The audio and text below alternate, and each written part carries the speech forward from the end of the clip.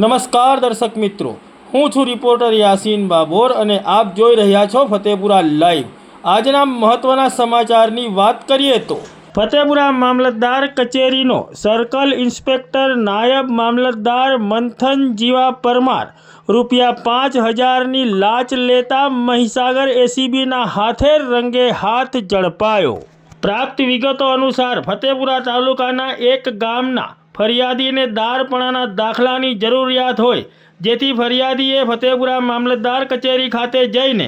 દારપણાનો દાખલો મેળવવા માટે ફરિયાદીના કાકાના છોકરાના નામે મિલકત આવેલ હોય, જેથી તેના નામની અરજી તૈયાર કરાવીને ફરિયાદીએ અરજી ફતેપુરા મામલતદાર કચેરીની ટપાલ શાખામાં તારીખ 25/10/2024ના રોજ આપી હતી।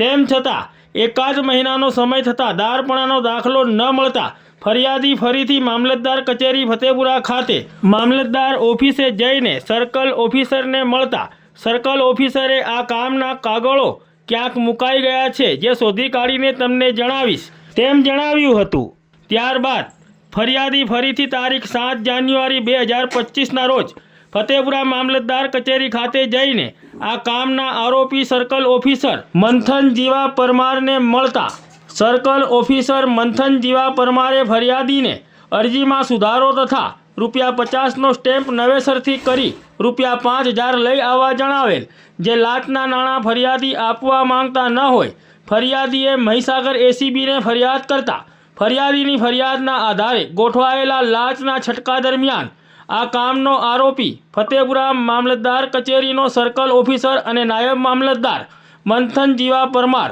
ફરિયાદી સાથે હેતુલક્ષી વાતચીત કરી ₹5000ની લાંચની માંગણી કરી લાંચના નાણાં પંચની હાજરીમાં સ્વીકારીને પકડાઈ ગયો હતો। આ ટ્રેપની કામગીરી કરનાર મહીસાગર એસીબી પોલીસ સ્ટેશનના પીઆઈ MM તેજોત તેમજ સુપરવિઝન અધિકારી એસીબી પંચમહાલના ગોધરા એકમના BM પટેલ તેમજ સ્ટાફ દ્વારા કરવામાં આવી હતી। આમ ફતેપુરા મામલતદાર કચેરીનો નાયબ મામલતદાર અને સર્કલ ઇન્સ્પેક્ટર મંથન જીવા પરમાર ₹5000ની લાંચ લેતા મહીસાગર એસીબીના હાથે રંગે હાથ ઝડપાઈ જતા ફતેપુરા તાલુકા સહિત સમગ્ર દાહોદ જિલ્લામાં ચકચાર મચી જવા પામી છે।